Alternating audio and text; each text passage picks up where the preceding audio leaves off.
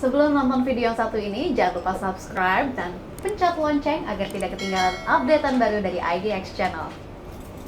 Dari sisi kinerja Pak Rudi, mungkin juga bisa menjadi referensi juga nantinya bagi pemirsa IDX Channel nih Pak Rudi. Updatean terakhir Pak, ketika dari beberapa sektor mengalami penurunan terdampak akibat pandemi COVID-19. Bagaimana dengan PT PAM Mineral Tbk Pak Rudi? PAM Mineral Tbk alhamdulillah mengalami kenaikan. Jadi terutama dari sisi produksi. Jadi kita tahun lalu kita masih bisa membukukan lebih kurang sekitar 1 juta, hampir 1 juta ton ya. Jadi lebih kurang 800 sampai 900 ribu. Jadi ini satu prestasi di mana tahun lalu kita tahu sendiri bahwa negara kita sedang mengalami maupun dunia sedang mengalami masa pandemi. Tapi di industri pertambangan nikel khususnya itu kita bisa mengalami kinerja yang bagus, kita bisa mencatat kinerja yang bagus. Baik, peningkatan produksi diikuti oleh peningkatan permintaan dari dalam negeri juga Pak Rudi? Iya, kebetulan memang smelter yang ada juga meningkatkan pembelian. Jadi karena kapasitas produksi mereka untuk produksi ferronikel dan NPI juga meningkat. Baik, dari sisi prospek bisnis ke depan Pak Rudi, seperti apa Anda melihatnya dengan tingginya permintaan, kemudian juga adanya geliat industri mobil listrik? Kita melihat satu peluang yang cukup menjanjikan, terutama dari kestabilan smelter yang ada, karena dari sudut untuk kadar tinggi, untuk 1,6 ke atas yang kita sebut kadar tinggi, itu juga permintaannya cukup stabil. Kemudian ditambah dengan adanya industri baterai nasional dan tumbuhnya industri smelter dengan teknologi hidrometalurgi.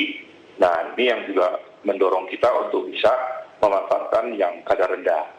Jadi yang kadar rendah ini sudah mulai ada pasarnya. Nah, ini yang kita harapkan bersama. Ini dalam sisi produksi dan penjualan, terutama terkait dengan pengadaan mobil listrik, ataupun dari pabrik baterainya ini, Pak Rudi, ada kerjasama dengan pemerintah atau tidak, Pak?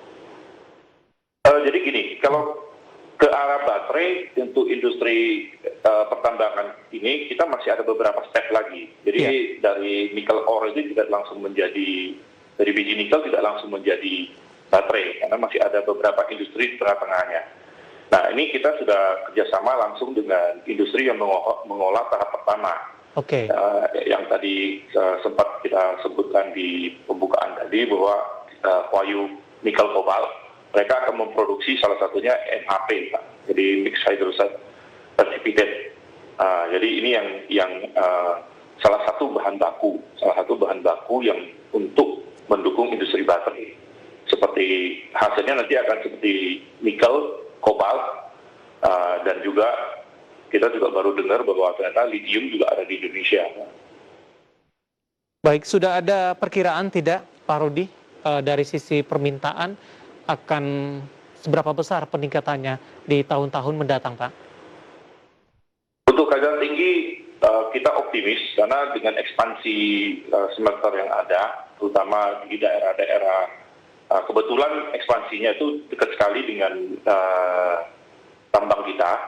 Jadi kita cukup dengan Pak and Batch yang sudah bisa mondar-mandir untuk input dari produksi kita.